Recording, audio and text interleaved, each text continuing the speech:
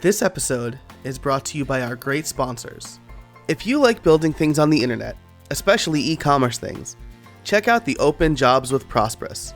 They are a small but friendly bunch that loves building software for entrepreneurs. They're the company behind WooCommerce Subscriptions, a plugin with thousands of users. But that's just the beginning. Prosperous has some new products in the works, and they're looking for talented folks to help them.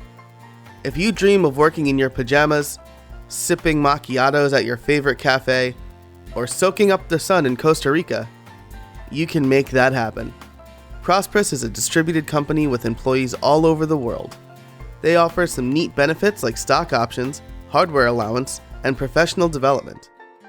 But the best benefit is the autonomy to do your best work however you work best. If this sounds like your kind of gig, check out their open positions at buildsomething.net/prosperous. That's buildsomething.net/PROSPRESS. Do you build WordPress sites? Are you hitting the limit of your coding knowledge? Break free of your limits and do far more than you ever thought possible. Formidable Forms will help you build robust applications quickly without any PHP. Take on bigger projects, earn more clients, and grow your business. Get started today at buildpodcast.net/forms. That's buildpodcast.net/forms. And now, on with the show. Hey everybody, welcome to another episode of How I Built It, the podcast that asks, how did you build that? Today, my guest is Andy Stitt. Did I say that right? I never ask. I never ever ask. Yes, you are one of the very few people I know who actually says it right on the first try. Awesome. What do you usually get? I've gotten every single variation of Stitt, spit, smit, and I've also gotten certain things that I probably can't say on your PG-rated show. Gotcha. My last name is Casabona, so I also get things I can't say on the PG-rated show. Nice. Cool. Well, thank you so much for joining me today. Yep, absolutely.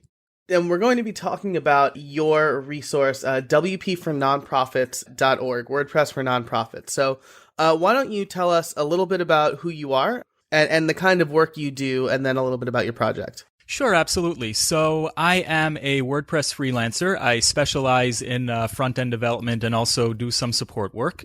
I have worked for several different kinds of organizations, but where my heart really is in the nonprofit world. And so I'm trying to build up as much of a nonprofit client base as possible. I worked in the nonprofit world for over a decade before I decided to go off on my own. And it's something I'm very passionate about, making the world a better place, activism, social justice.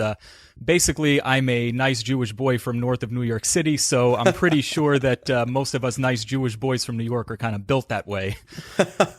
and so nonprofits are very near and dear to my heart, and so that's why I decided to build WordPress for nonprofits, because I wanted a resource that nonprofits can go to really make the most of their WordPress website. That's awesome. So where are you from originally, north of New York City? So I'm originally from northern Westchester County. Most people think that northern Westchester is maybe White Plains or Tarrytown, but you got to keep going and going and going up the Sawmill Parkway until you hit South Salem. It's basically, I think, a few miles south of the border with Dutchess County. Yes, yeah. So I'm originally from Orange County, New York, so I know exactly what you're talking about. Oh, very nice. It's very important for our listeners to know that neither of us are from upstate New York. Maybe southern upstate New York, incredibly southern. So I know people from the city insist I'm from upstate, and I think north of Albany is like where it starts. I agree.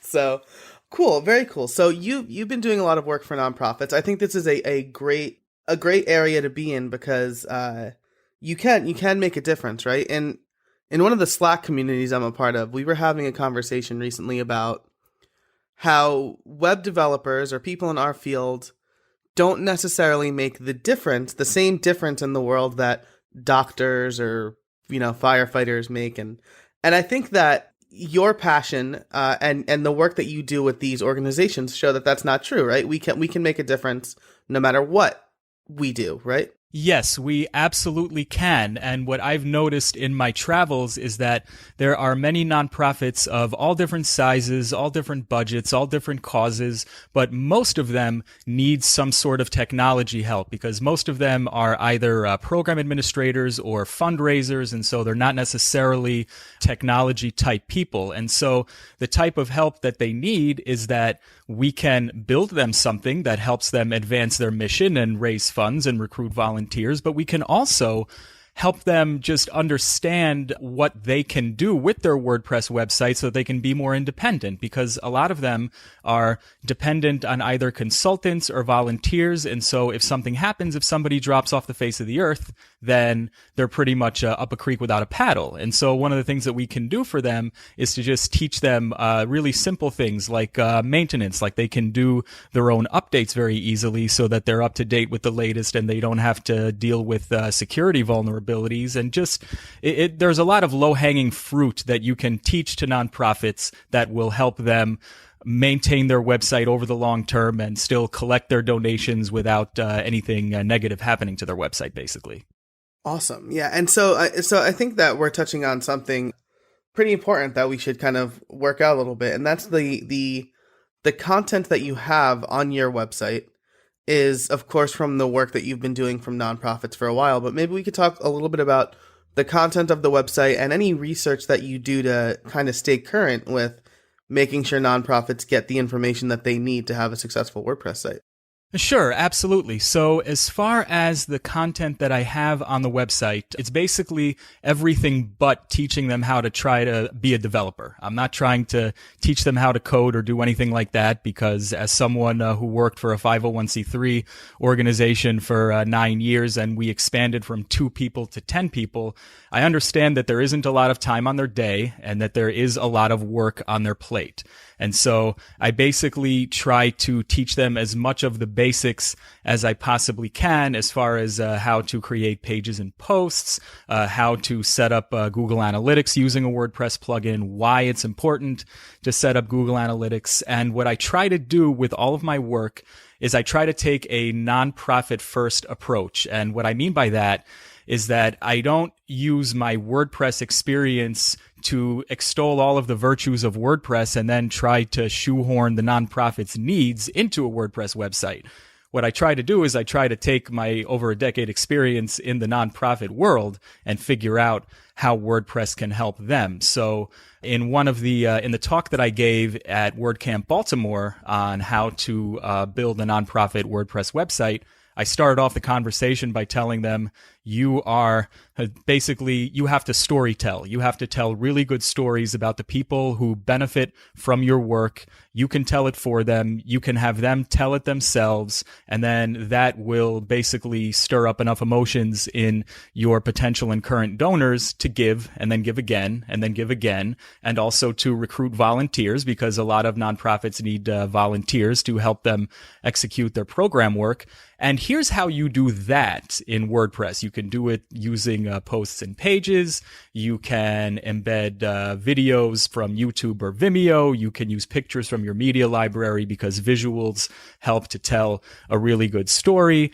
And so I talked about that in my WordCamp Baltimore talk, and that stemmed from a blog post that I had on WordPress for Nonprofits, which stemmed from a talk that I gave at the Lehigh Valley WordPress meetup, which I believe I saw you there. So that's the kind of thing that I try to do. And also website maintenance 101 type of things, because the last thing a nonprofit wants to have to do is to deal with a broken website or a hacked website. And in my experience with Philly Give Camp last year, which is basically a volunteer hackathon that helps nonprofits get free WordPress work. It's not always WordPress, but most of the websites are built on WordPress. So either a brand new website or we're enhancing their existing website. And so I was working with one organization and they just needed a new section of their website. They already had a WordPress website, which was built at that hackathon the year before. And so they just needed a new section.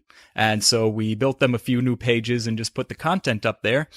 And what I noticed was that there were 15 updates that needed to happen. All of their plugins were out of date. their WordPress core was out of date. Their theme was a custom build, so that was fine, but everything else was out of date. And I just asked them, when was the last time you updated this? And they told me somebody updated it for us at the previous year's Philly Give Camp. And so they went an entire year without updating anything. So before we did any work, I very carefully brought them up to date so that nothing broke. And so I'm sure that's not just them. I'm sure it's very common in nonprofit organizations because they don't have a lot of tech people on staff a lot of the time. So some more of the content that I try to put out there is, here's some simple ways that you can keep your website up to date. You can use a backup plugin to easily make backups. When you see the update indicator, most of the time it's okay to just make the update and therefore you're up to date and all that good stuff. So that's what I mean by the whole low-hanging fruits. Let's just get them back to the basics so that they can maintain their website over the long term, and that will allow them to ultimately do all the good in the world that they need to do.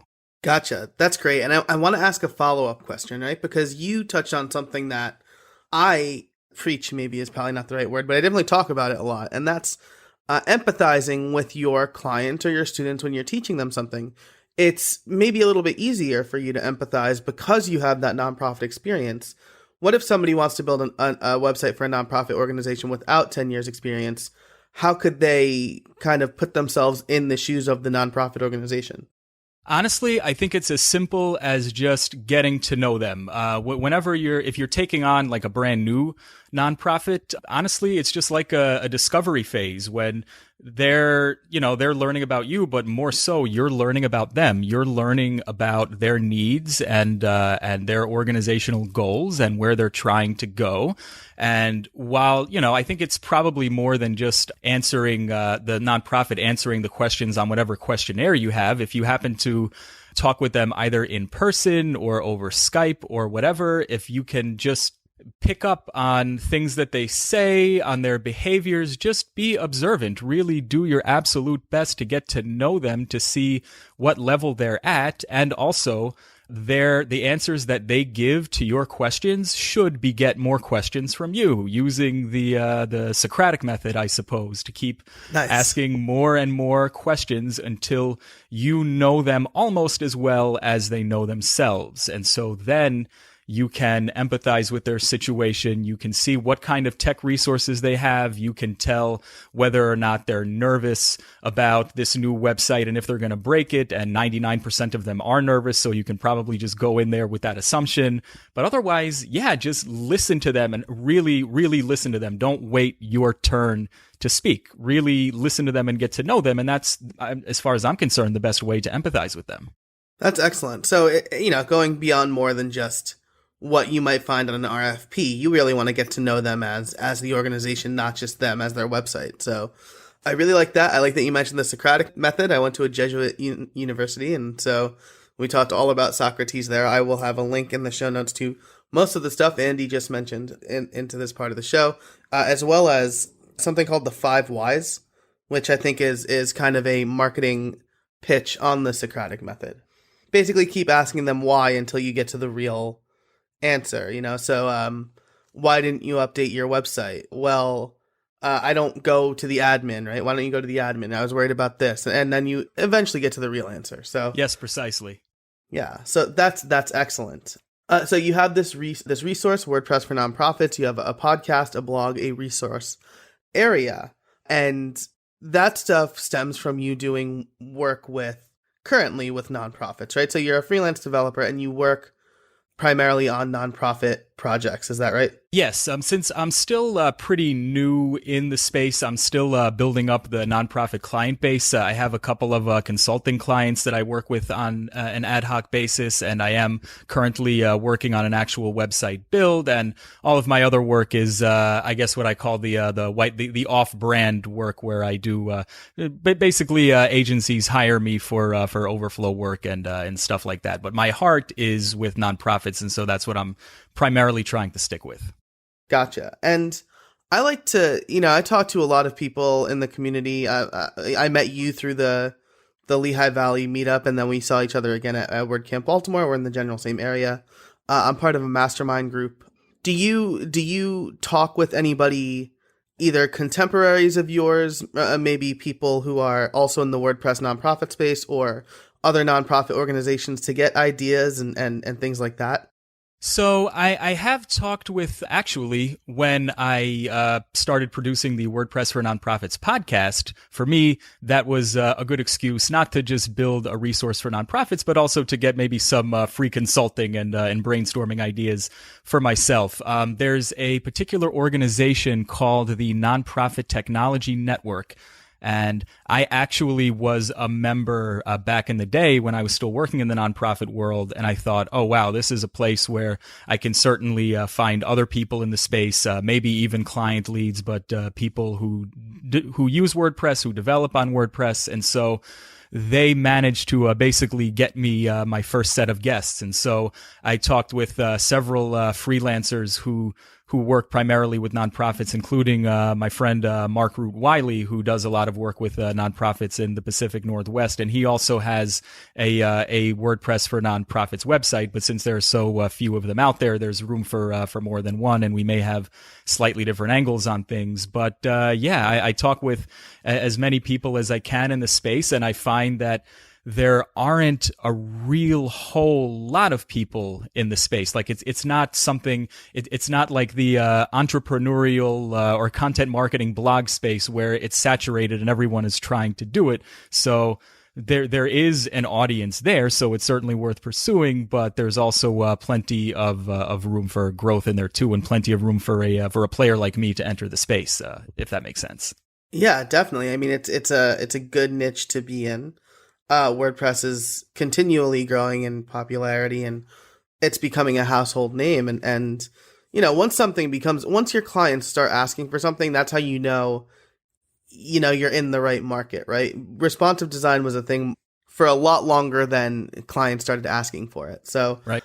I want to touch on something you mentioned about that, and it's not a saturated space, right? And I think that perhaps a lot of people, nonprofit work has the stigma that doing work for a nonprofit organization means it's also not profit for you.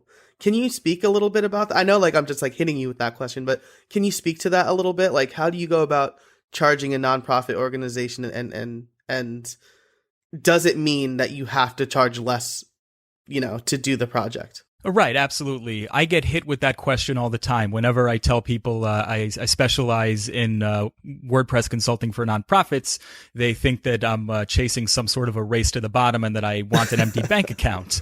But honestly, there are thousands of nonprofit organizations nationally and internationally, and they are all different sizes. They are all different budgets. The American Cancer Society certainly isn't a low budget nonprofit. And so there are just lots of different organizations at various different sizes. And so there is no trying to charge them less. That really just isn't necessary. You just have to find a good fit for your particular skill set. And right now, since I'm a solo freelancer, I have been pursuing leads that fit between, let's say, a $2,000 and $5,000 per site budget, because I am capable of delivering a $2K to $5K website. I'm not necessarily yet at the $10K or the $20K project, but I am in that range, in the $2 to $5K range, where I can deliver something good. And I know that there are lots of nonprofits that have the budget for that. And one of the resources that I like to use is I like to build websites on the Genesis framework. And so when you use the Genesis framework, a lot of the development work is already done for you. And so you're basically just making a custom Genesis child theme for the client. And so you already have about 10,000 hours of work that's already been done. So then you can just get down to the good stuff. Because if I were building a $2,000 website completely from scratch, then I would be losing money on the project. And so I use resources that are appropriate for that size and audience, so I can deliver it within a good amount of time, and so that it's profitable for me and they like it, they can use it. So it's just kind of a win-win for everyone. You just have to understand who you're working with, and that the word nonprofit doesn't mean running at a loss. It simply means that it isn't owner's equity, it's net assets. Whatever the assets minus the liabilities are net assets, and they are not distributed to any kind of shareholders. That's all that nonprofit means. It doesn't mean that they're broke. Right. And that's exactly right. It doesn't mean that you have no money in the bank. It means that you do something very specific with the money that you have in the bank. And it's just like any other business, right? Because you can go to a pizza shop and they might not have a whole lot of money for a website. Or you can go to Domino's, which has apparently tons of money for a website, because you can text them a pizza emoji and get it delivered to your house. Like that's not in the 2 to 5K range, So they're just like any other business. So anybody who's thinking about or has shied away from doing work for a nonprofit organization because you think the nonprofit means you don't get to profit either, that's just simply not true. So we're over halfway in this interview, and I want to talk about a specific project that you mentioned while we weren't recording. And I want to talk about how you went about building that. So maybe I'll let you introduce the project and some of the challenges and how you created this site for your clients. Yes, absolutely. So this particular project is for the Neuroblastoma Children's Cancer Society, and they are an all-volunteer nonprofit, and they raise money for cancer research for neuroblastoma, which I really wasn't aware of neuroblastoma specifically, but after looking at their website, it's a really awful disease that takes the lives of a lot of children each year, and so the work that they're doing is very important. And they ran into the situation where their old website was built just using nothing but flat files. So in HTML, CSS, and PHP, just nothing but flat files.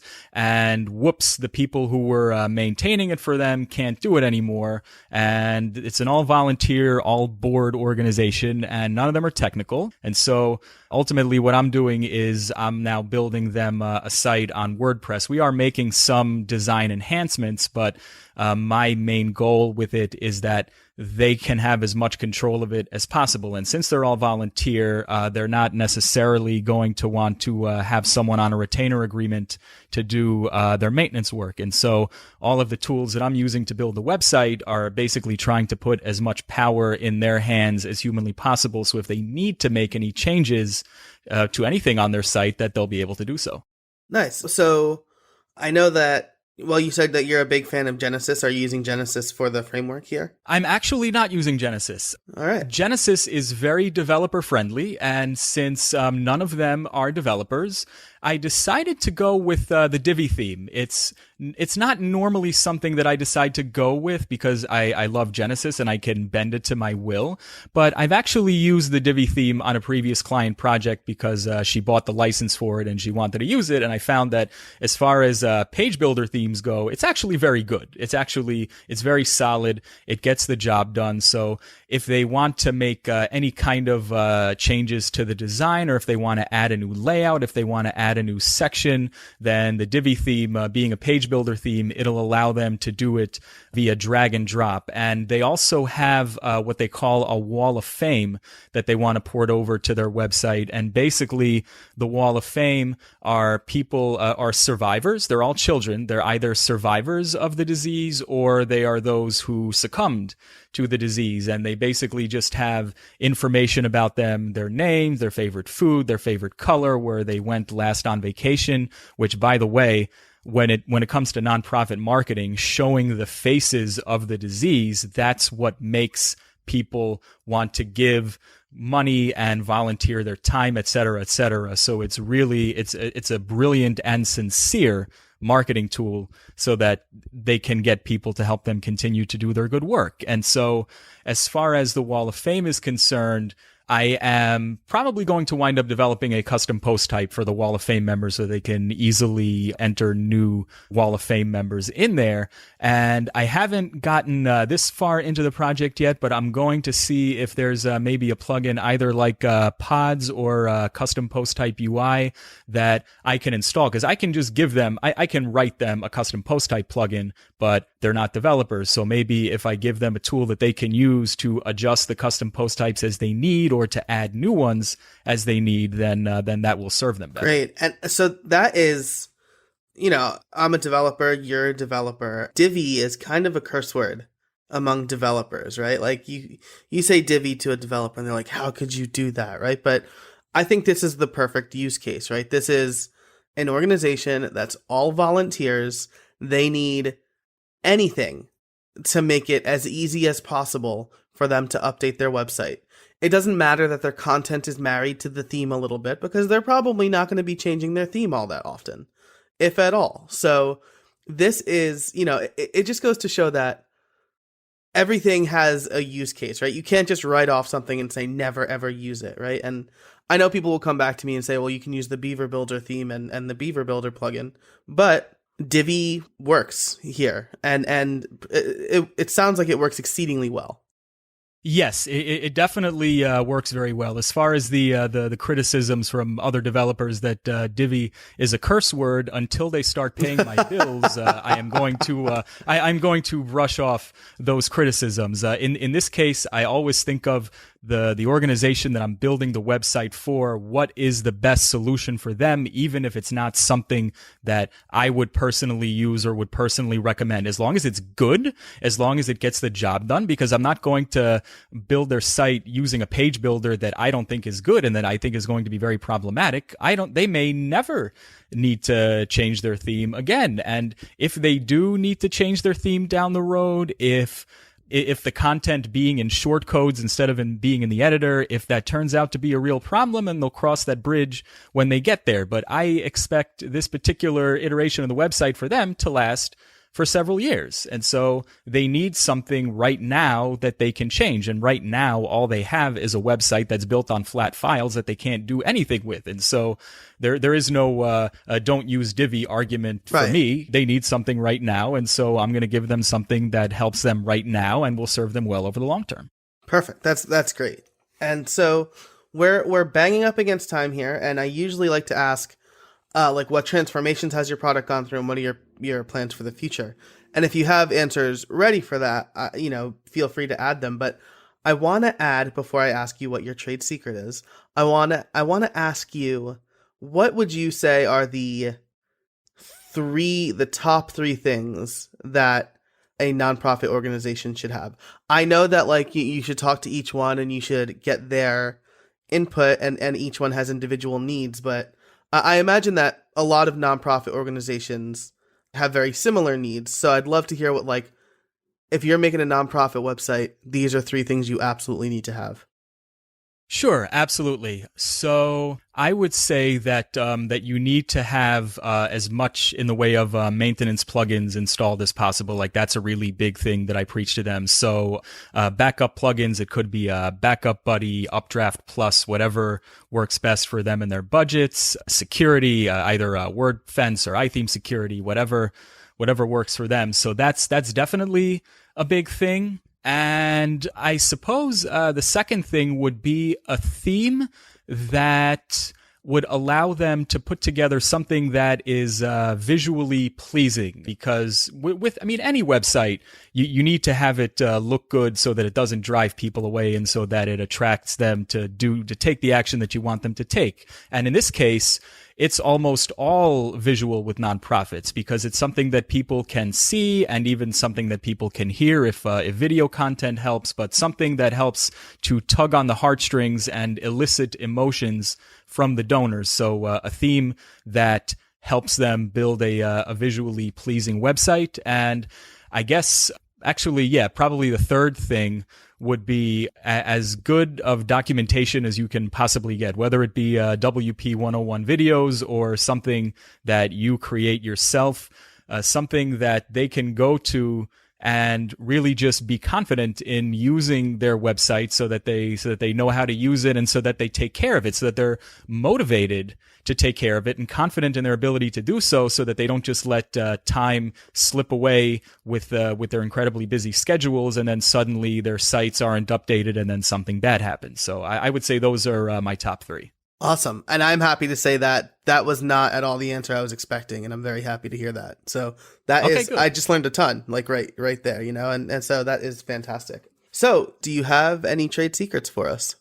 The only trade secret I can think of is something that you like to deliver in a lot of your talks, which is be empathetic when it comes to nonprofit organizations, because they are in the business of empathy. They are in the business of helping people because they feel their pain and because they know that the work is important. And so you should, if you're a developer that wants to work with nonprofits, you should feel the nonprofits' pain.